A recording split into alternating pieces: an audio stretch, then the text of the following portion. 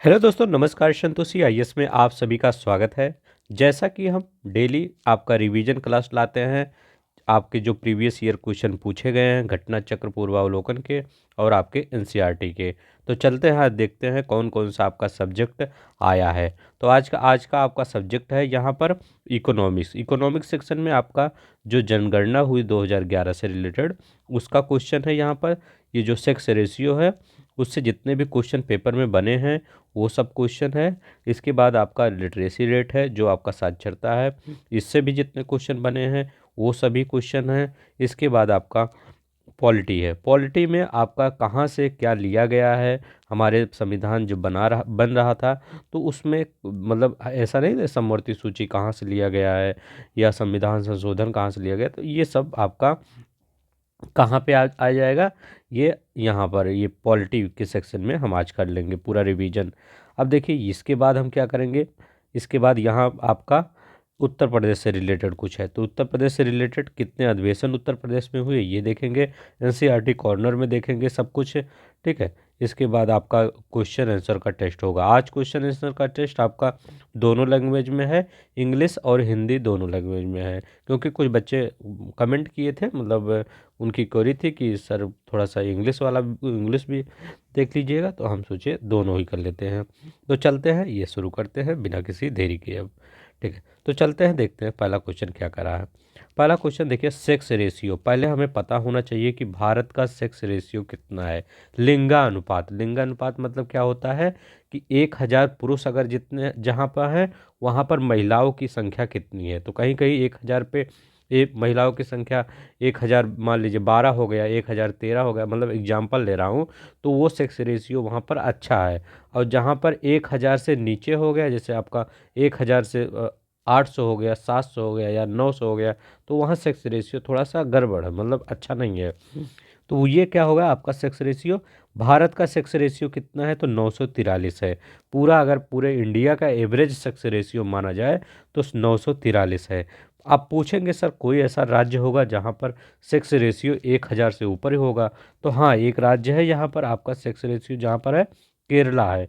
केरला में sex ratio आपका 1084 है। सबसे ज़्यादा पूछा जाता है कि सबसे ज़्यादा सेक्स रेशियो किसका है, लिंगानुपात किसका है, तो सबसे ज़्यादा लिंगानुपात केरला का है, ठीक है। 1084 आपका लिंगानुपात है। अब देखिए यहाँ पर 943 पूरे भारत का है। कितना, 943, याद रखिएगा पेपर में कई बार पूछा गया है भारत का लिंगानुपात कितना है, 943। सर्वाधिक केरल है, 1084 है। कम सबसे कम किसका है, दमन एंड दीव का, ठीक है। तो अब तो ये दादर नगर हवेली दमन दीव एक ही हो गया, लेकिन जब नहीं हुआ था तो दमन दीव का सबसे कम था। तो कैसे इसको याद कर लीजिए करिएगा कि वहाँ पर लड़कियों का दमन कर दिया गया, मतलब ऐसा नहीं है, मतलब याद करने के लिए बता रहा हूँ कि वहाँ पर लड़कियों का दमन कर दिया गया, इसीलिए कम हो गया 618। ये तो आपका यूटी की बात कर रहे हैं। यूटी की अगर पूछ ले आपसे कि कौन से राज्य में सबसे ज़्यादा सबसे कम सेक्स रेशियो है, तो राज्य में कौन सा बताएंगे, राज्य में आप बताएंगे ये हरियाणा। हरियाणा देखिए न्यूनतम लिंगानुपात वाला राज्य कौन सा है, हरियाणा है। कितना है, 879 है। तो अगर पूछा जाए ओवरऑल, तो ओवरऑल सबसे ज़्यादा लिंगानुपात किसका है, केरला का। सबसे कम किसका है, ओवरऑल चाहे यूटी हो चाहे आपका स्टेट हो, तो वो दमन दीव का। अगर राज्य पूछा जाए तो ये हरियाणा का बताइएगा, हरियाणा का सबसे कम है, ठीक है। अब देखिए आप अपने ये अपने उत्तर प्रदेश की बात करते हैं। उत्तर प्रदेश में सेक्स रेशियो कितना है, 912 सेक्स रेशियो है उत्तर प्रदेश में। जौनपुर में सबसे ज़्यादा है, तो जौनपुर में 1000, देखिए 1000 पुरुषों पर 1024 महिलाएं हैं, ठीक है। ये देखिए कितना अच्छा, मतलब दिखाई देता है कि वहाँ पर देखिए जहाँ पर लिटरेसी रेट ज़्यादा रहेगी, हाई रहेगी, वहाँ पर अपने आप देखिएगा ये सेक्स रेशियो या लिंगानुपात आपका ज़्यादा रहेगा, ठीक है। वो मतलब ऐसा माना ही जाता है, माना नहीं जाता ऐसे, मतलब आप चार्ट उठा के देखिए जहाँ जहाँ पर आपका लिटरेसी रेट ज़्यादा है वहाँ वहाँ पर ये ज़्यादा है आपका सेक्स रेशियो, ठीक है। अब देखिए आजमगढ़, आजमगढ़ में कितना है, 1019 है। देवरिया 1017 है, तो 1017 है।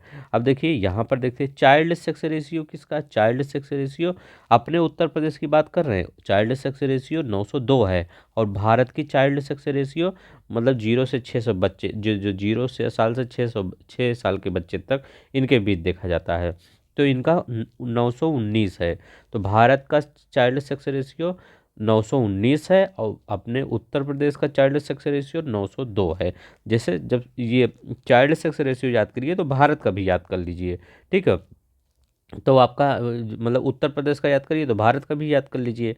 अब देखिए यहाँ पर 902 और ये भारत का 919 है, ठीक है। अब देखिए जैसे यहाँ पर याद करेंगे कि उत्तर प्रदेश का कितना है, तो उत्तर प्रदेश का 912 है। इससे तुरंत आपके दिमाग में आ जाना चाहिए कि भारत का कितना है, तो 943 है।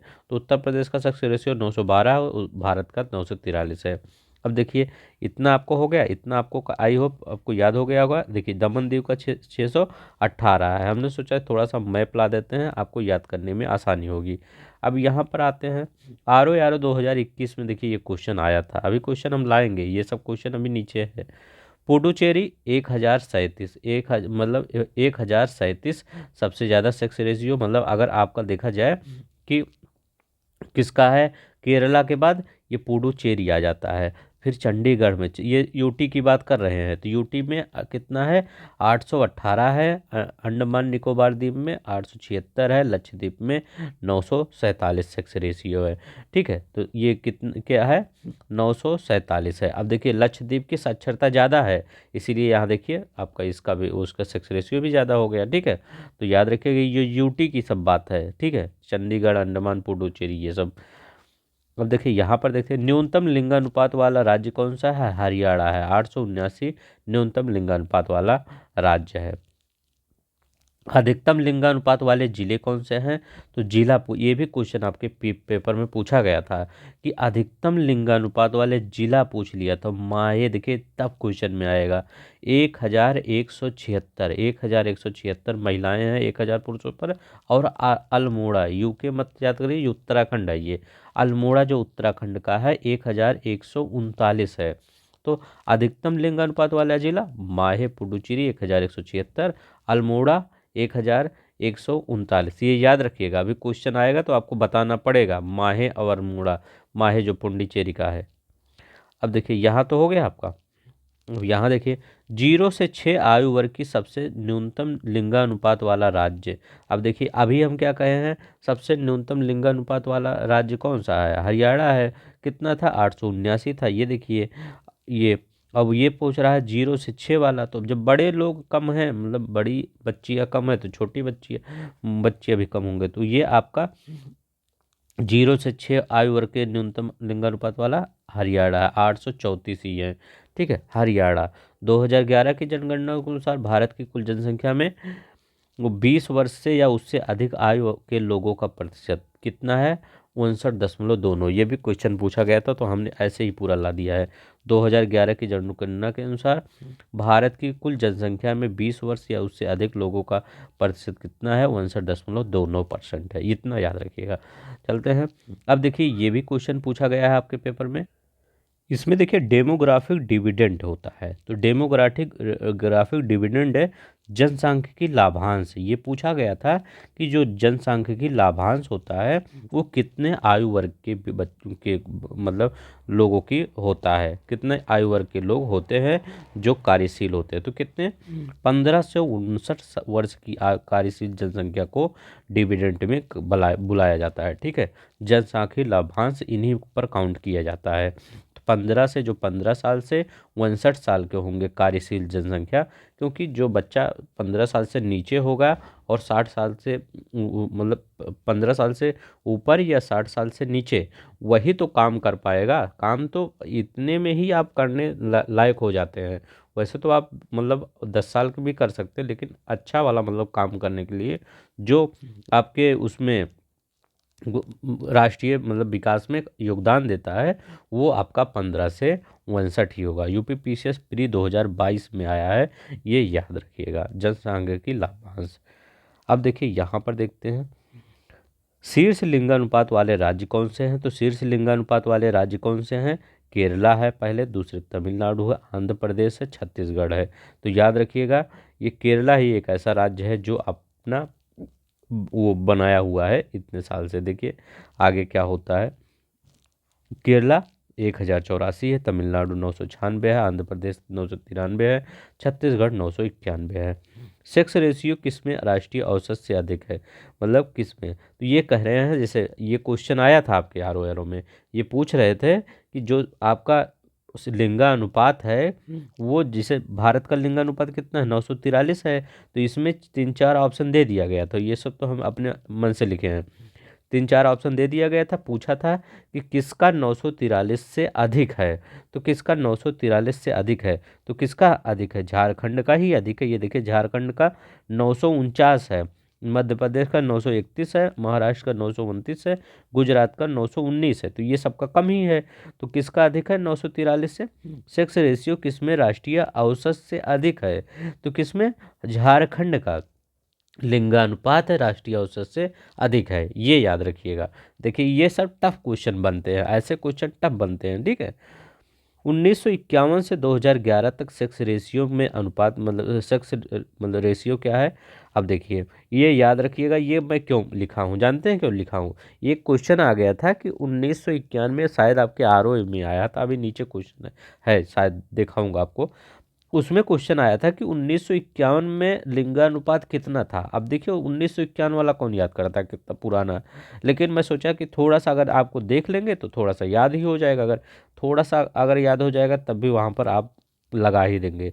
तो 1951 में सेक्स अनुपात 946 था, ठीक है। अभी कितना है? 943 है। अभी देखिए यहाँ पर कितना लिखे, 943 है, और 1951 में 946। देखिए हम चेंज नहीं हुई है, लगभग 75 साल होने वाला है, हम वैसे की वैसे ही पढ़े हैं, ठीक है। अब देखिए यहाँ तो घट ही गए हैं, 941 है, 971, 930 है, 991, वो सॉरी 81 में, 1981 में 934 है, 1991 में 927 है। अब यहाँ देखिए 2001 में कितना है? तो 933 है, 2011 में 943 है। तो ये थोड़ा सा याद रख लीजिएगा, क्योंकि हो सकता है अगर टफ पेपर बनाएंगे, अब री एग्जाम होगा आपका, पीसीएस प्री होगा, तो थोड़ा सा टफ क्वेश्चन बनाएंगे ही, ठीक है। अब देखिए यहाँ पर सबसे कम सेक्स रेशियो किसका है? तो सबसे कम सेक्स रेशियो हरियाणा का है, फिर जम्मू कश्मीर का है, फिर सिक्किम का है, फिर पंजाब का है, ठीक है। तो यहाँ पर देखिए सेक्स रेशियो किसका है सबसे ज़्यादा? केरला, तमिलनाडु, आंध्र प्रदेश या छत्तीसगढ़ में। और यहाँ पर हरियाणा का सबसे कम, इसके बाद जम्मू कश्मीर, फिर सिक्किम, फिर पंजाब, ठीक है। ये याद रखिएगा। अब देखिए चाइल्ड सेक्स रेशियो 0 से 6 तो 919 है, अभी हम बताए थे 919 है। अपने उत्तर प्रदेश का कितना है? कि 900 आपका 12 है, ठीक है। कितना है? 912 है। अब यहाँ देखिए 1991 में 945 है। ये किसकी बात कर रहे हैं? चाइल्ड सेक्स रेशियो की।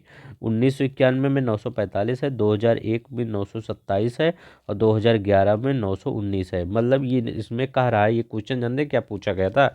ये क्वेश्चन पूछा गया था कि चाइल्ड सेक्स रेशियो क्या घट रहा है? हाँ, तो चाइल्ड सेक्स रेशियो घट ही रहा है। पहले 945 था, फिर 27, फिर डे बाई डे बच्चों की संख्या, बच्चियों की संख्या बच्चों के कंपेयर में घट ही रहा है। तो देखिए 919 है, ठीक है। अब देखिए यहाँ पर देखते हैं, ये तो आपका ये हो गया। अब लिटरेसी रेट देख लेते हैं कौन सा कहाँ है।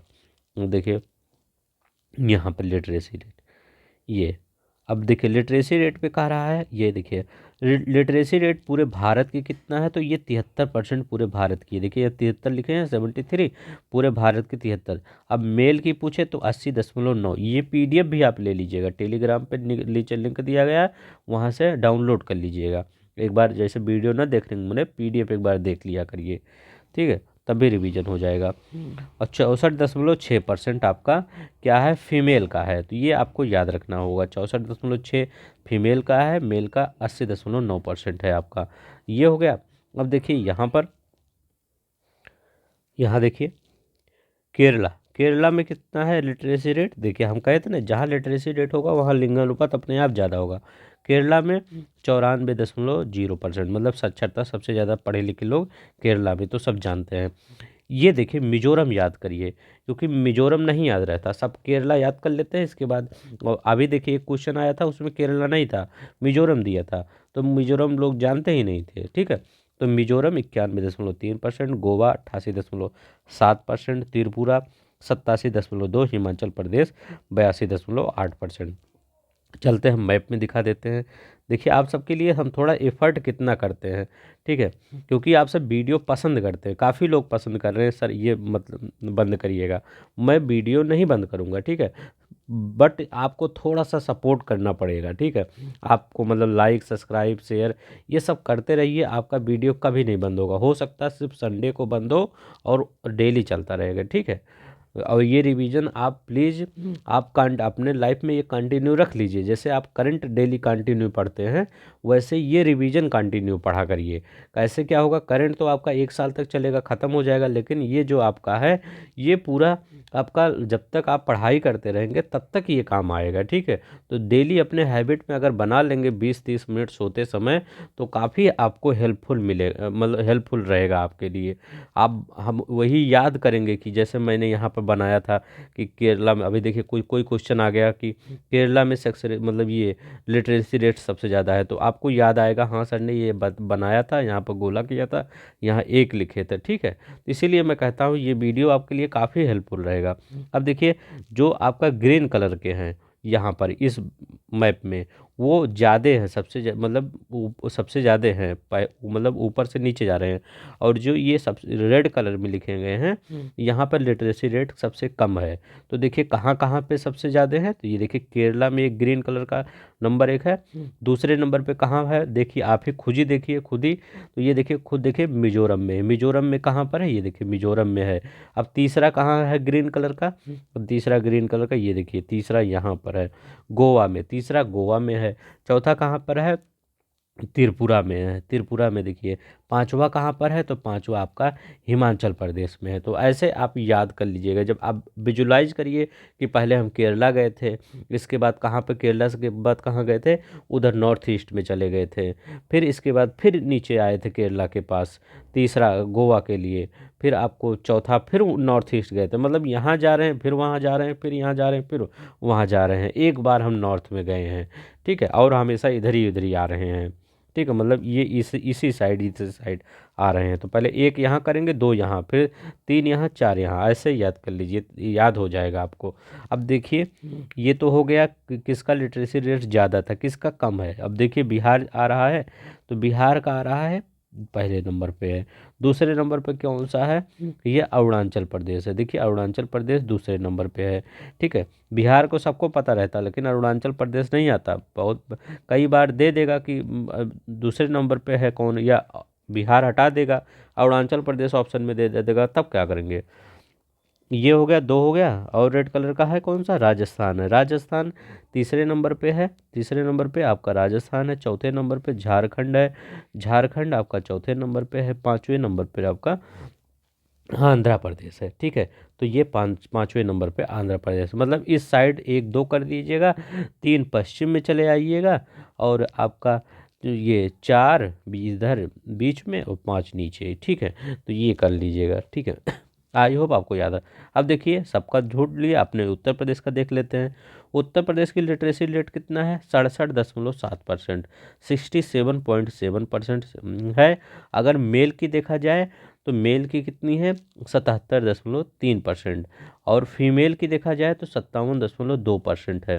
तो 57.2%, और मेल की, ये फीमेल की, और मेल की 77। अब देखिए कैसे याद करेंगे, 67.7% याद कर लीजिए, उसमें 10 जोड़ेंगे, 67 में 10 जोड़िए कितना होगा, 77.3 होगा। ये 3 भी याद रखिएगा, मैं इसीलिए लिखा हूँ क्योंकि अभी आरओ का पेपर आया था, वहाँ पर दशमलव में पूछ लिया था, और दशमलव में सब कुछ ऑप्शन एक ही था, तो दशमलव भी याद रखिए। और फिर इसमें 67 में 10 घटा दीजिए तो 57 आता है, तो ये 10 ऊपर जोड़िए, 10 घटाइए, आ जाता है, ठीक है। और पूरे भारत का 73 है, ये याद रखिएगा। अब देखिए यूटी की जो यूनियन टेरिटरी है उनकी आपका कितना है, तो लक्षद्वीप का 91.8 है, चंडीगढ़ का 86 है, लक्षद्वीप का सबसे ज़्यादा है। यहाँ देखिए लिखा हूँगा, लक्षद्वीप की साक्षरता दर 91.8% है। दमन द्वीप का 87.1% है, अंडमान निकोबार का 86.1% है।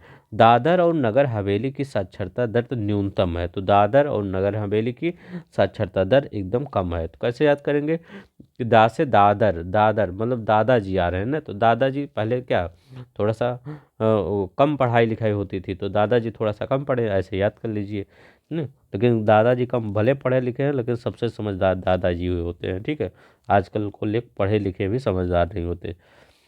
अब देखिए यहाँ पर 2001 से 11 के मध्य साक्षरता में 11.34% की वृद्धि हुई है। तो 2001 से 11 के मध्य, अब देखिए एक में कितना है 56.36%, और देखिए ये 2011 में साक्षरता दर कितना है 67.7%। ये उत्तर प्रदेश की बात कर रहे हैं, ठीक है। 2001 से 2011 के मध्य, नहीं तो आप पूरा ये देखिए यहाँ उत्तर प्रदेश लिख दीजिए।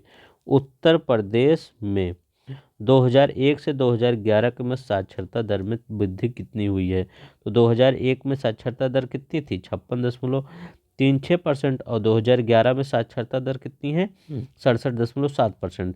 अब इसमें से घटाएंगे 67.7% में से 56.36% घटाएंगे, तो ये घटाएंगे कितना आ जाएगा, ये आ जाएगा 6 में से 3 3, और ये 1 1, तो 11.3% नहीं आ गया, ये देखिए, ठीक है। तो ये आपका याद रखिएगा, इंपॉर्टेंट है। अब देखिए ये क्वेश्चन पूछा गया था 11.34%, तो इसलिए हम ला दिए इधर। सभी क्वेश्चन जितने हैं सब क्वेश्चन पूछे गए हैं, सब घटना चक्र से ही है, तो तभी मैं यहाँ पर मतलब लाया हूँ, यही रिवीजन ही हो रहा है आपका। यूपी में के किस जिले में महिला साक्षरता दर कम है, तो श्रावस्ती, ठीक है, श्रावस्ती में सबसे कम है, फिर इसके बाद बलरामपुर में है, फिर बहराइच में है, फिर रामपुर में है, ठीक है। तो श्रावस्ती, बलरामपुर, बहराइच, श्रावस्ती, यहाँ पर साक्षरता दर महिलाओं की यही है, देख लीजिए, ठीक है। अब देखिए यहाँ पर न्यूनतम महिला साक्षरता वाले राज्य कौन से हैं। न्यूनतम महिला साक्षरता वाले राज्य बिहार है, राजस्थान है, झारखंड है, फिर जम्मू कश्मीर है। तो ये महिला साक्षरता वाले राज्य देख लीजिएगा, यही है। भारत में साक्षरता दर की गणना 7 वर्ष के ऊपर की जनसंख्या से की जाती है। ये भी क्वेश्चन बहुत ही अच्छा क्वेश्चन था ये, कि अभी देखिए सब लोग सब कुछ पढ़ के चले जाएंगे, अभी ये भी पूछ लेंगे कि कितने लोग को बताया जाएगा। जैसे आपके घर जब जनगणना होगी तो आएंगे कई लोग, मतलब कई मतलब फीमेल या मेल कोई लोग आएंगे, तो वो बताएंगे कि आप कितने पढ़े लिखे हैं। तो उसमें आपको क्या बताना है, आपके जो छोटे बच्चे हैं उनसे नहीं पूछा जाएगा, 7 साल से जो नीचे हैं उनसे नहीं पूछा जाएगा आप कितने पढ़े लिखे हैं। 7 साल से जो ऊपर बच्चे हैं या बच्चियां हैं उनसे पूछा जाएगा कि आप कितने पढ़े लिखे हैं। तो 7 साल के ऊपर की साक्षरता दर गणना की जाती है। अब 2017 में ये क्वेश्चन आया था कि कहाँ पर मणिपुर में साक्षरता, पंजाब में, असम में, मध्य प्रदेश में। तो यहाँ पूछा था किसकी साक्षरता दर मतलब अधिक है, तो यहाँ मणिपुर की साक्षरता दर कहाँ क्या होगी, ये अधिक होगी, ये यहाँ पर मणिपुर की अधिक होगी, याद रखिएगा ये, ठीक है। यहाँ पर देखते हैं, ये क्वेश्चन टफ था क्योंकि इतना मतलब डिटेल में कोई याद नहीं लगा, थोड़ा सा याद रखना ही पड़ेगा, ठीक है। अब देखिए, अब यहाँ पे 2015 में पीसीएस में क्वेश्चन क्या पूछा था कि ये पूछ लिया था कि जो केरल है, यूपी है, मिजोरम है, गुजरात है, पूछ लिया था कि जो मेल और फीमेल हैं किसमें साक्षरता दर में सबसे ज़्यादा अंतर है।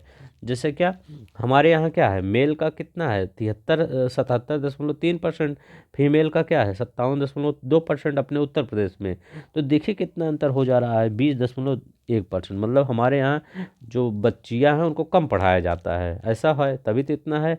अब यहाँ देखते हैं, केरला में सिर्फ 4 का अंतर है। मेल मेल कितने साक्षर हैं, 96% मेल साक्षर हैं। फीमेल में कितना 92.1% साक्षर है। तो यहाँ 4% अंतर है। यहाँ 93.3%, 89.3%, यहाँ 4 का सिर्फ अंतर है। और देखिए गुजरात, नॉर्थ में जितने जाएंगे, जितने स्टेट आपको नॉर्थ में मिलेगा वहाँ पर ऐसे इगड़म तिगड़म बाजी वाला काम रहेगा। मतलब यहाँ पर बच्चियों को कम ध्यान दिया जाता है, ठीक है, जो अपने आप में एक बुराई है, ठीक है। 85.8% और 89 69.7, यहाँ देखिए 16.1%, ठीक है। तो ये तो नॉर्थ का नहीं है, मतलब ये तो पश्चिम का वेस्ट का है, लेकिन इस साइड मतलब ये तो जो अपना ये नॉर्थ इधर वाला एरिया पूरा है, ये ऐसे ही यहाँ पर सब कुछ है। ठीक है, नेक्स्ट देखते हैं। तो यहाँ ये उत्तर प्रदेश का हो जाएगा। 2001 से 2011 के दौरान निम्नलिखित में से किस राज्य में साक्षरता दर में सर्वाधिक वृद्धि दर्ज की गई है? तो बिहार में 2000 अगर एक की बात किया जाए तो 47% साक्षरता थे, और 2011 में साक्षरता कितना है? 61.8%। तो कितना वृद्धि हुई? 14.8% की वृद्धि हुई। कितना? 14.8% की वृद्धि हुई। अब देखिए ये तो आपका हो गया। अब चलते हैं, देखते हैं कौन सा संविधान का कहाँ से लिया गया है। अब देखिए कहाँ से चलते हैं, चलते पहले चाचा चौधरी के यहाँ चल देते हैं। चाचा चौधरी क्या है? United state of America. मौलिक अधिकार कहाँ से लिया गया है? यूनाइटेड स्टेट ऑफ अमेरिका से लिया गया है। संविधान की सर्वोच्चता, मतलब संविधान सर्वोच्च होगा, ये कहाँ से लिया गया है? यहाँ से लिया गया है, यूएस से लिया गया है। स्वतंत्रता, स्वतंत्र न्यायपालिका, ये भी यहीं से लिया गया है। न्यायिक पुनरावलोकन यहीं से लिया गया है। राष्ट्रपति पर महाभियोग, जैसे ट्रंप पर लगने वाला था महाभियोग, ऐसे याद रख लीजिए कि राष्ट्रपति पर महाभियोग किससे? यूनाइटेड स्टेट ऑफ अमेरिका से। उपराष्ट्रपति का पद कहाँ से लिया गया? यूनाइटेड स्टेट ऑफ अमेरिका से लिया गया है।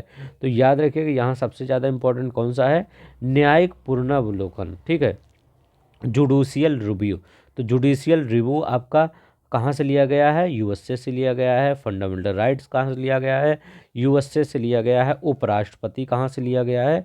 आपका यूएसए से लिया गया है। ठीक है, उपराष्ट्रपति, वाइस प्रेसिडेंट यूएसए से लिया गया है।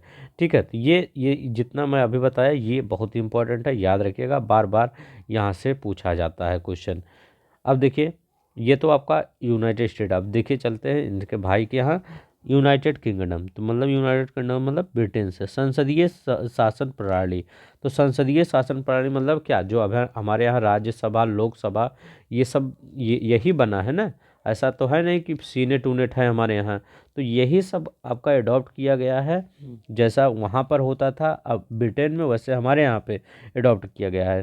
तो ये क्या है? ये हमारे यहाँ किससे लिया गया है? United kingdom. मंत्रिमंडलीय सरकार यहीं से लिया गया है। विधि का निर्माण प्रक्रिया, तो याद रखिए विधि के निर्माण की प्रक्रिया आपका यहीं से लिया गया है।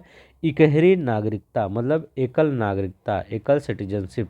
ठीक है, तो वो कहाँ लिया गया है? यहीं से लिया गया है। विधि का शासन, विधि का शासन आपका यहीं से लिया गया है। देखिए विधि का शासन आ गया, तो यहाँ पर विधि द्वारा स्थापित प्रक्रिया, जो याद रखिएगा, ये अभी मैं इस पर एक क्वेश्चन बना था काफ़ी अच्छा, अभी मैं वहाँ ट्रिक बता दूंगा तो आपको याद हो जाएगा। यहाँ सिर्फ याद कर लीजिए, विधि द्वारा स्थापित प्रक्रिया ये कहाँ से लिया गया है? ये आपका जापान से लिया गया है। ठीक है, मौलिक कर्तव्य जानते हैं, यूएसएसआर जो आपका अब रूस बन गया वहाँ से। अब देखिए कनाडा से बहुत बार पूछा जाता है। कनाडा से जो राज्यपालों की नियुक्ति केंद्र सरकार के द्वारा होती है, क्योंकि मोदी जी कहते हैं, तो वहाँ से क्या होता है?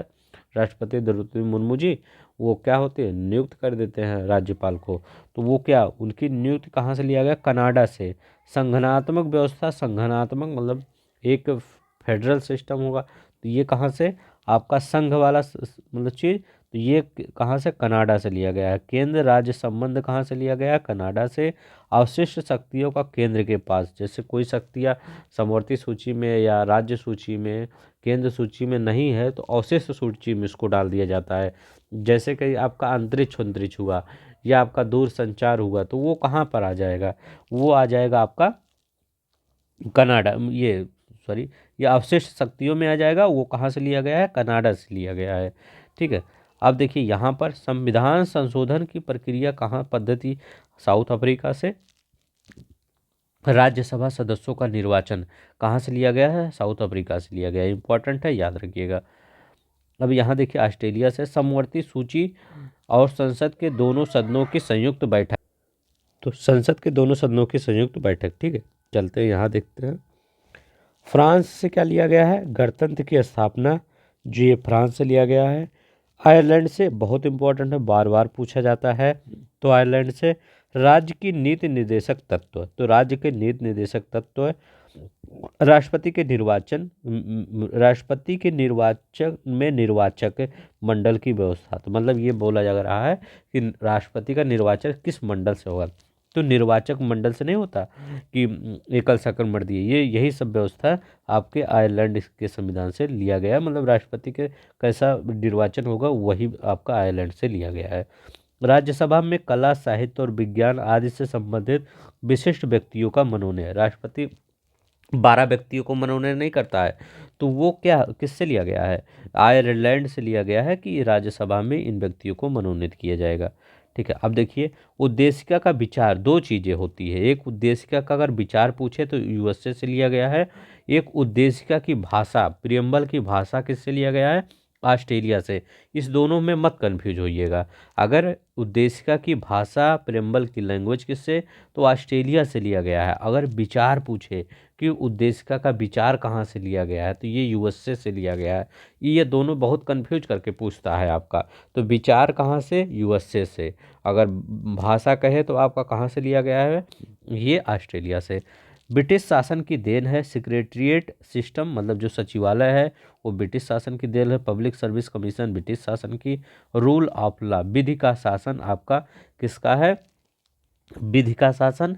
और जब विधि का इस्टेब्लिशमेंट जब पूछे तब जापान, और विधि का शासन पूछे रूल ऑफ लॉ, ये ब्रिटिश शासन की देन है। ये देखिए राज्यों का संघ, आर्टिकल 1 कनाडा से संबंधित है, तो वहाँ कनाडा नहीं दिया गया था, वहाँ दिया गया था ब्रिटिश नॉर्थ अमेरिकन मतलब अधिनियम। ठीक है, तो ब्रिटिश नॉर्थ अमेरिका अधिनियम यहाँ से लिया गया है राज्यों का संघ। या कनाडा भी कभी कभी पूछता है, तो ये भी याद रखिएगा, ये भी याद रखिएगा। 2017 में क्वेश्चन आया है ये। अब देखिए यही मैं आपको बताना चाह रहा था कि देखिए लिखा गया है इक्वलिटी बिफोर लॉ। जब इक्वलिटी बिफोर लॉ विधि के समक्ष समानता लिखा रहे, जब बिफोर लिखा रहे तो आपका ग्रेट ब्रिटेन होगा। कहाँ लिखा गया, इक्वलिटी बिफोर लॉ लिखा गया है, इक्वलिटी बिफोर लॉ, तो ये ग्रेट ब्रिटेन। अब देखिए इक्वल प्रोटेक्शन ऑफ लॉ, ये अमेरिका से लिया गया है। तो देखिए सब कुछ विधि के समान संरक्षण। अब देखिए पूरे जितने भी कंट्रियां हैं सबका संरक्षण का जिम्मा कौन उठाया रहता है, तो ये अमेरिका ही उठाया रहता है पूरे पूरे देश का। मतलब संरक्षण, चाहे इजराइल हो चाहे यूक्रेन हो, तो संरक्षण प्रोटेक्शन अगर आ जाए तो वो अमेरिका से। बिफोर, पहले पहले कौन हमारे ऊपर राज किया था 200 साल तक, अमेरिका, वो ब्रिटेन राज किया था। ठीक है, तो ये ब्रिटेन हो जाएगा। अब देखिए प्रोसेस इस्टेब्लिशमेंट, ये बाई लॉ, विधि द्वारा स्थापित प्रक्रिया। तो विधि द्वारा स्थापित प्रक्रिया किससे है, जापान से है। जापान की, जैसे इसको कैसे याद कर लेंगे, तो जैसे इस्टेब्लिशमेंट क्या, आर्किटेक्चर एक्सपेरिमेंट, या आपका आपका हमारे यहाँ जो भी आर्किटेक्चर बन रहा है जापान ही बनाता है वो, चाहे वो रेलवे हो चाहे मंदिर हो चाहे जो भी कुछ बनाना हुआ जापान के। तो ये आपका जापान ऐसे याद कर लीजिएगा। प्रोटेक्शन आ जाएगा अभी तो अमेरिका लगाएंगे, बिफोर आ जाएगा तो ग्रेट ब्रिटेन लगाएंगे, इस्टेब्लिशमेंट आ जाएगा तो आपका ये जापान लगाएंगे। ठीक है, स्टेट ग्रांट फॉर एजुकेशन, ठीक है, इंस्टीट्यूशन, तो जो एजुकेशनल इंस्टीट्यूशन है उसके लिए जो ग्रांट दिया जाता है, पैसा दिया जाता है, वो आयरलैंड से लिया गया है। कहाँ से, आयरलैंड से। अब देखिए प्रदेश में प्रमुख कांग्रेस अधिवेशन कौन कौन हुए हैं, तो इलाहाबाद में 3 अधिवेशन हुआ था, 88 में, 92 में, 1910 ईस्वी में। ठीक है, तो 1988 ईस्वी में, 1888 में, 1892 में, 1910 में।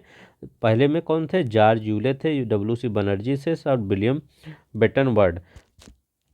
तो विलियम बेटरवर्ड थे, और ये 1910 में हुआ था जो। ठीक है, ये तीनों इलाहाबाद के हुए हैं, तो याद रखिएगा। और देखिए लखनऊ के कौन कौन से अधिवेशन थे, 1899 में, 1916 सभी जानते हैं, 1936। तो आपको सिर्फ 1899 में रोमेश चंद्र दत्त वाला याद करना है, क्योंकि ये सब तो आपको जानते ही होंगे, अंबिका चरण मजूमदार, पंडित जवाहरलाल नेहरू 36 वाला। ठीक है, तो यहाँ पर कौन कौन सा आपका याद करना है, जॉर्ज यूले वाला 88 वाला जानते होंगे, 92 वाला डब्ल्यू सी बनर्जी वो जानते हैं, इलाहाबाद 2010 वाला याद रखना है। तो वो सॉरी, तो 1910 वाला। ठीक है। तो 3 इलाहाबाद और 3 लखनऊ हो गया। अब देखिए ये कानपुर, बनारस और मेरठ, ये भी सब जानते होंगे। ठीक है। तो कानपुर में 1925 श्रीमती सरोजिनी नायडू, 1905 में बनारस गोपाल कृष्ण गोखले, 1906 में मेरठ में आचार्य JB कृपलानी। तो आपको याद कितना करना है, सिर्फ आपको ये याद करना है 1892 वाला WC बनर्जी, और इलाहाबाद वाला 1910 सर विलियम बेटनवर्ड, ये वाला याद करना है। और कौन याद करना, 1899 वाला में। और आप सब कुछ आपको याद होगा, मुझे जहाँ तक विश्वास है, क्योंकि ये सब आप बार बार पढ़ते होंगे, यही कम पढ़ते होंगे। ठीक है। तो ये तीनों याद कर लीजिए बस। अब चलते हैं आगे, देखते हैं NCERT कॉर्नर पे, देखते हैं क्या क्या यहाँ पे लिखा गया है। डेली आपका ऐसे ही आता रहेगा। ठीक है। हाँ, एक चीज़ और बता, अभी लास्ट में हम पूछेंगे, अब पहले पढ़ लेते हैं। ठीक है। ओलीगॉर्की या समूह शासन, ठीक है, उसे कहते हैं जहां सत्ता पुरुषों के एक समूह के हाथ में होती है। तो ओलीगार्की उसे कहते हैं, ऐसे पूछ लिया जाएगा आपके NCERT उठा के कि ओलीगार्की या समूह शासन क्या है, तो आप क्या बताएंगे, वह जहां सत्ता पुरुषों के हाथ में होती है उसे ओलीगार्की कहते हैं। आपने पिछले वर्ष जिस रोमन गणराज्य के बारे में जो NCERT में है उसके बारे में, तो ठीक है, जब ये NCERT हम बढ़िया से पढ़ेंगे तब। अभी यहाँ पर जितने भी NCERT के फैक्ट हैं सब कुछ हम यहाँ पर करेंगे। सिर्फ भाषाएं और लिपियाँ, ये देखिए अशोक, यहाँ अशोक लिखा गया है, मतलब गलत लिखा गया अशोक। अशोक के अधिकांश अभिलेख प्राकृत में हैं। ठीक है। जबकि पश्चिमोत्तर, मतलब ये अपना प्यारा भारत है, तो ये जो पश्चिमोत्तर भारत है ये इस साइड में। ठीक है। इसकी बात करें, पश्चिमोत्तर से मिले अभिलेख अरमाइक और यूनानी भाषा में है। तो पश्चिमोत्तर जो जैसे पाकिस्तान साइड, अब ठीक है, तो वो क्या है, अरमाइक और यूनानी भाषा में है। प्राकृतिक के अधिकांश अभिलेख ब्राह्मी लिपि में लिखे गए थे। ठीक है। जबकि पश्चिमोत्तर के कुछ अभिलेख खरोष्टी में, जैसे जो अफगानिस्तान में पाए गए थे, वो अरामेइक और यूनानी लिपियों का प्रयोग अफगानिस्तान से मिले अभिलेखों में किया गया है। तो ये यही कई बार पूछा गया है कि अरामेइक और यूनानी लिपियों का प्रयोग कहाँ किया गया है, तो अफगानिस्तान से मिले अभिलेखों में किया गया है अरामेइक और यूनानी लिपियों का प्रयोग, ये याद रखिएगा, इम्पोर्टेंट है। अब देखिए गुजरात की सुदर्शन झील के बारे में बहुत क्वेश्चन आता है, इसके बारे में देखिए, सुदर्शन झील एक कृत्रिम जलाशय है, लिखा गया है क्या, सुदर्शन झील एक कृत्रिम जलाशय है। हमें इसका ज्ञान लगभग दूसरी शताब्दी के संस्कृत के एक पाषाण अभिलेख से होता है। ठीक है, किसके, संस्कृत के एक पाषाण अभिलेख से होता है। इस अभिलेख को शक शासक रुद्रदामन की उपलब्धियों के लिए बनवाया गया था। ठीक है। अब देखिए कौन सा, ये आपका सुदर्शन झील के निर्माण, ठीक है, रुद्रदामन की उपलब्धि इस अभिलेख का पाषाण अभिलेख से होता है। अब देखिए इस अभिलेख में कहा गया है कि जलद्वारों और तटबंधों वाली इस झील का निर्माण मौर्य काल में एक स्थानीय राज्यपाल द्वारा किया गया था। तो याद रखिएगा, ये पूछ लिया जाता है कि इस झील का निर्माण किसके द्वारा किया, तो मौर्य काल में एक स्थानीय राज्यपाल द्वारा किया गया था। लेकिन एक भीषण तूफान के कारण इसके तटबंध बह गए। ठीक है। तो इसके तटबंध बह गए, मतलब वो तूफान आया और ये पूरा बह के चला गया दूसरी जगह, और सारा पानी बह गया। बताया जाता है कि तत्कालीन शासक रुद्रदामन ने इस झील की मरम्मत अपने खर्चे पर करवाई और इसके लिए अपनी प्रजा से कर भी नहीं लिया। इसी पाषाण खंड पर एक अभिलेख लगभग 5वीं सदी है जिसमें कहा गया है कि गुप्त वंश के एक शासक ने एक बार फिर इस झील की मरम्मत करवाई। मतलब इनका कहने का मतलब है राज्यपाल जब मौर्य शासक में करवाए तो वो बह गया, तो ये रुद्रदामन ने इसका पुनः निर्माण करवाया अपने खर्चे से, इससे प्रजा से कोई कर वसूला नहीं। ठीक है, इतना याद रख लीजिएगा। और क्या है, जनपद का अर्थ एक ऐसा भूखंड है जहाँ कोई जन, लोग, कुल, जनजाति अपना पांव रखता है अथवा बस जाता है। इस शब्द का प्रयोग प्राकृत व संस्कृत दोनों में मिलता है। ठीक है। अब चलते हैं, हम क्वेश्चन कर लेते हैं। ठीक है, क्वेश्चन हमारा क्या कह रहा है, 2011 की जनगणना के अनुसार निम्नलिखित में से किस जिले में अधिकतम लिंगानुपात अंकित किया गया है, तो बताइए किस जिले में। तो यहाँ पर किस जिले में, तो माहे सबसे ज़्यादा था, इसके बाद अल्मोड़ा था ना, तो माहे पुडुचेरी सबसे ज़्यादा लिंगानुपात यहाँ पर दर्ज किया गया था। 2 जिले हैं, माहे और ये अल्मोड़ा। ठीक है। नेक्स्ट क्वेश्चन देखते हैं क्या कह रहा है। 2011 की जनगणना के अनुसार निम्नलिखित में से भारत के किस केंद्र शासित प्रदेश में न्यूनतम लिंगानुपात पाया जाता है? तो किसका दमन कर दिया गया था? बच्चियों का दमन कर दिया गया था, तो किसका आपका दमन कर दिया गया था? तो बच्चियों का दमन, तो दमन एंड दीव। ठीक है, देखिए दमन एंड दीव। चलते हैं नेक्स्ट देखते हैं। 2011 की जनगणना उत्तर प्रदेश में पुरुष महिला का अनुपात कितना है? तो उत्तर प्रदेश में पुरुष पुरुष पुरुष और महिला का अनुपात कितना है? तो कितना है? 912 है। ठीक है, याद रखिएगा 912 है पुरुष महिला का अनुपात। जनसांख्यिकीय लाभांश है तो कितने साल के बच्चों के लिए था, मतलब कितने साल के वर्ग के लिए था? ये इतने कार्यशील जनसंख्या है, तो कितने साल के? 15 से 59 साल की कार्यशील जनसंख्या आपका जनसांख्यिकी या द डेमोग्राफिक डिविडेंड होता है। ठीक है, 15 से 59 साल की। अब देखिए पांचवा क्वेश्चन देखे हैं। निम्नलिखित दशकों में से किसके प्रारंभ में आर्थिक सर्वेक्षण, ये देखिए पुराना क्वेश्चन था ये, लेकिन ये इसका पुराना क्वेश्चन भले है, थोड़ा सा हम यहाँ डेट जो दिया गया वो नए में हो सकता है। तो 2016-17 के अनुसार भारत की जनसांख्यिकी का लभ्यांश उच्चतम होने की आशा था। Demographic dividend of India expected to be high. तो ये कब था? तो 2021 से 30 के बीच उच्चतम होगा, मतलब कार्यशील जनसंख्या सबसे ज़्यादा होगी 2021 से 30 के बीच में। ठीक है, आर ओ या 2017 में आया था। देखिए ये भी क्वेश्चन, देखिए पीसीएस मेंस 2016 में क्वेश्चन आया है। तो ये आपका क्वेश्चन 2011 की जनगणना के अनुसार भारत का कुल जनसंख्या में 20 वर्ष से अधिक आयु के लोगों का प्रतिशत कितना है? तो 20 वर्ष से अधिक आयु के लोगों का प्रतिशत हम कितना पढ़े थे? 59.29% पढ़े थे। कितना? 59.29%। अब देखिए ये क्वेश्चन 2003 में क्वेश्चन आया है। करा in which state of the female and male ratio above 1000 से ऊपर। तो कहाँ पर मेल और फीमेल का रेशियो जो है 1000 से ऊपर है? तो कहाँ पर था? केरला में था। कितना था? केरला में। कितना? एक केरला में 1000 कितना था? 84 था। तो 1084 था। सबसे ज़्यादा कम रेशियो राज्य वाला कौन था? तो 879 आपका किसका था? हरियाणा का था। ठीक है, लिंगानुपात सबसे कम हरियाणा का था, तो इतना था। तो ये केरला याद रखिएगा। चलते हैं नेक्स्ट देखते हैं। भारत में बाल जो 0 से 6 जनसंख्या का लिंगानुपात वर्ष 1961 से, तो हम वहाँ पर क्या कह रहे थे? तो हम वहाँ पर आपको बोल रहे थे कि देखिए 1961 से आपका क्या हो रहा है? घट रहा है। ठीक है, क्या हो रहा था? वो लिंगानुपात निरंतर घट रहा था। तो हम कह रहे थे 75 साल हो गया, अभी देखिए वैसे की वैसे ही पड़ा है। तो निरंतर क्या होता? स्थिर नहीं था, ये था निरंतर घट रहा था। ठीक है, लिंगानुपात जो 0 से 6 थे निरंतर घट ही रहा था, इसीलिए ऊपर देखेंगे आप पीडीएफ में निरंतर घट ही रहा था। ठीक है, ये देखिए 2000 मेंस में क्वेश्चन आया है। ये देखिए आर ओ 2013 में क्वेश्चन आया है। निम्नलिखित में से किस जनगणना वर्ष में भारत में लिंगानुपात 946 था? ठीक है, तो हम कौन यही एग्जाम्पल लिए थे कि 75 साल वाला? तो 1951 में कितना था? 1951 में 946 लिंगानुपात था। अभी कितना है? 943 लिंगानुपात है। ठीक है, अगर आपको पसंद आ रहा होगा तो लाइक कर दीजिएगा, सब्सक्राइब कर दीजिएगा, थोड़ा सा आप अपने इस चैनल को ग्रो कर दीजिए बस। ठीक है, आपके लिए मटेरियल डेली आता रहेगा। 2011 में देश के निम्नलिखित राज्यों में साक्षरता दर सबसे कम थी। तो बताइए किस में साक्षरता दर सबसे कम थी? तो बिहार में सबसे कम थी। इसके बाद बिहार के बाद कौन सा था? अरुणाचल प्रदेश में। पहले बिहार में था, फिर अरुणाचल प्रदेश में था, फिर हम कहाँ गए थे? पश्चिम में जाइए, राजस्थान में जाइए, फिर इसके बाद आपका झारखंड में जाइए, झारखंड के बाद आंध्र प्रदेश में जाइए। ठीक है, तो ये है आपका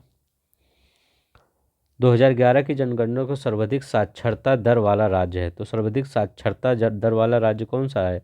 तो वो कौन सा था? या देखिए यहाँ पर केरला नहीं दिया है ना, तो मिजोरम दिया है, तो मिजोरम लगाइए। ठीक है, तो यहाँ पर कौन सा आपका हो जाएगा? मिजोरम हो जाएगा। ठीक है, थोड़ा सा चेंज कर देते हैं, मिजोरम। चलते हैं नेक्स्ट देखते हैं। 2011 की जनगणना के अनुसार किस केंद्र शासित प्रदेश की साक्षरता दर न्यूनतम है? तो बताइए किस केंद्र शासित, देखिए आर ओ 2017 में क्वेश्चन आया है। तो किस केंद्र शासित प्रदेश की ये क्या है? साक्षरता दर न्यूनतम है। तो किसकी साक्षरता दर न्यूनतम है? तो हम क्या कहते हैं, दादाजी पढ़े लिखे थोड़ा सा नहीं होते, लेकिन वो समझदार सबसे ज़्यादा होते हैं। तो दादर और नगर हवेली। दमन दीव, ये लिंग रेशियो, लिंगानुपात अगर पूछा जाए तो ये हो जाएगा, ठीक है, लिंगानुपात। ठीक है, तो ये आपका लिंगानुपात हो जाएगा। 2011 के जनगणना को निम्नलिखित किस भारतीय राज्य में महिला साक्षरता न्यूनतम थी? तो किस में महिला साक्षरता सबसे कम है? तो ये आपका राजस्थान में है। ठीक है, यहाँ बिहार दिया नहीं है, बिहार होता तो सबसे कम महिला साक्षरता वहाँ होता। पहले बिहार है सबसे कम महिला साक्षरता, फिर कहाँ है, राजस्थान में है, फिर झारखंड में, फिर जम्मू कश्मीर में। तो ये याद रखिएगा, ठीक है। चलते हैं, देखते हैं। 2011 के जनगणना को निम्नलिखित किस राज्य में साक्षरता दर सर्वाधिक है? साक्षरता दर किस में सर्वाधिक है? तो यहाँ पर देखिए पंजाब, देखिए मणिपुर, पंजाब, असम, मध्य प्रदेश, वहाँ पर हम लिखे भी थे मणिपुर, पंजाब, मध्य प्रदेश। तो यहाँ पर सबसे ज़्यादा मणिपुर में है। तो मणिपुर कितना है, 79.2%। ठीक है, अभी हम बता के आ रहे हैं, 79.2 मणिपुर में है। ठीक है, पंजाब में 75, असम 72, ऐसे ही सब है। 2011 की जनगणना को निम्नलिखित किस राज्य में पुरुष और महिला साक्षरता दर में अधिकतम अंतर है? तो किस में अधिकतम अंतर है? तो अभी हम किस में बताए थे, यही उत्तर प्रदेश में अपने अधिकतम अंतर है। अब देखिए यहाँ पर वर्ष 2011 की जनगणना के अनुसार निम्नलिखित किस राज्य में सर्वाधिक साक्षरता राज्य में साक्षरता सर्वाधिक थी? तो किस में साक्षरता सर्वाधिक है, ये बताइए। तो साक्षरता कहाँ पर सर्वाधिक है? तो वो कहाँ पर होगा आपका, वही क्वेश्चन है, तो मणिपुर में सबसे अधिक। शायद यही क्वेश्चन था क्या, साक्षरता 11, यही है। हाँ, वही क्वेश्चन है, मणिपुर में। ठीक है, अब देखिए 2011 निम्नलिखित पुरुष और महिला साक्षरता में अधिकतम अंतर। अच्छा, वही 2 बार आया क्या, ये देखिए 2011 की जनगणना में किस राज्य की सर्व साक्षरता, कई बार आया वही क्वेश्चन क्या, देखिए साक्षरता सर्वा, देखिए ये है नया क्वेश्चन। भारत में किस राज्य में साक्षरता दर सर्वाधिक वृद्धि दर्ज की गई? तो बिहार में सबसे ज़्यादा वृद्धि दर्ज की गई थी। ठीक है, तो साक्षरता दर में किस में, बिहार में सबसे ज़्यादा वृद्धि दर्ज की गई थी। 2011 से 1 से 11 के दौरान निम्नलिखित में से भारत के किस राज्य में साक्षरता दर सर्वाधिक वृद्धि? तो ये बिहार में। तो डबल डबल हो गया आज। ठीक है, भारत में सर्वाधिक साक्षरता दर की गणना की जाती है तो कितना, 7 वर्ष से ऊपर के जनसंख्या से। तो 7 वर्ष से ऊपर से जनसंख्या से वो साक्षरता की दर की गणना की जाती है। देखिए RO 2014 में क्वेश्चन ये आया हुआ है। भारत के संविधान के समवर्ती सूची की अवधारणा गृहीत है। तो समवर्ती सूची की अवधारणा कहाँ से गृहीत है? तो ये आपका ऑस्ट्रेलिया के संविधान से। देखिए कितनी बार क्वेश्चन ये पूछा गया है, आप ही देख लीजिए कितनी बार क्वेश्चन आया है। क्या नहीं आएगा, अब भी आएगा यही। अब देखिए the concept of fundamental right has been taken which country? Bharat संविधान को मूल अधिकार की, तो मूल अधिकार तो यूनाइटेड स्टेट ऑफ अमेरिका, इसमें कुछ कहना ही नहीं है। भारत के संविधान का राज्य के नीति निर्देशक सिद्धांत किस देश से? तो ये तो सिंपल ही है, आयरलैंड से नीति निर्देशक सिद्धांत मेंस में क्वेश्चन आया है। राज्यसभा के गठन और अनुभव और सेवा प्रतिनिधित्व भारतीय संविधान का उदाहरण प्रभावित कीजिए। तो बताइए राज्यसभा के गठन, प्रतिभा, अनुभव, सेवा, तो ये कहाँ हम बताए थे कि जब ये सब होगा कि राज्यसभा में कितने लोग आएंगे, कितने लोग नहीं आएंगे। तो ये सब आपका किस से लिया गया है, आयरिश से लिया गया। तो आयरलैंड के संविधान से आपका लिया गया है कि कितने, मतलब क्या क्या उनके क्राइटेरिया। अब देखिए ये क्वेश्चन देखिए 2004 में UP PCS pre optional science 2014 में पूछा गया है। अब देखिए बिफोर कहाँ जाएगा आपका, ब्रिटेन में जाएगा ना, ब्रिटेन पहले हमारे ऊपर राज कर रहे थे ना, तो ब्रिटेन। ये देखिए ऐसे क्वेश्चन आएगा। अब देखिए विधि के समान संरक्षण, प्रोटेक्शन यहाँ लिखा गया है ना, प्रोटेक्शन, प्रोटेक्शन कौन करता है, USA करता है। तो ये देखिए USA लगा दीजिए। तो कौन सा आपका हो जाएगा, बी का पहला। तो बी का पहला कहीं है, देखिए बी का सिर्फ एक ही में पहला है। देखिए थोड़ा सा ट्रिक। अब देखिए इस्टेब्लिश्ड, तो ये स्थापित, स्थापित कहाँ है, जो कौन स्थापित कर रहा है सर्वर, इंफ्रास्ट्रक्चर, जापान। तो ठीक है, इंफ्रास्ट्रक्चर में जापान सबसे ज़्यादा आगे है। ठीक है, तो ये स्थापित ऐसे याद कर लीजिए। शैक्षिक संस्थानों के लिए तो आयरलैंड हो जाएगा। ठीक है, तो ये देखिए। तो आज के लिए बस इतना ही, थोड़ा सा लंबा वीडियो हो गया होगा, इसके लिए सॉरी। क्योंकि आपका पेपर भी अब ज़्यादा दिन नहीं बचा है। अगर पेपर वैसे कैंसिल हो जाएगा प्री का, PCS प्री का, और आपका तब भी अगर आपका 3-4 महीने भी बचा है, ज़्यादा नहीं, मतलब ज़्यादा ये मत सोचिएगा कि ज़्यादा रेस्ट ले लें अभी पेपर बहुत दिन, टाइम नहीं 3-4 महीने ऐसे बीत जाएगा, पता ही नहीं चलेगा। तो आप सब हमेशा पढ़ाई जारी रखिए, रिवीजन करिए, बार बार रिवीजन करिए, बार बार पढ़िए अगर पढ़े होंगे, ताकि आपको भूले ना। ठीक है, तो आज के लिए बस इतना ही। धन्यवाद, नमस्कार, जय हिंद, जय भारत।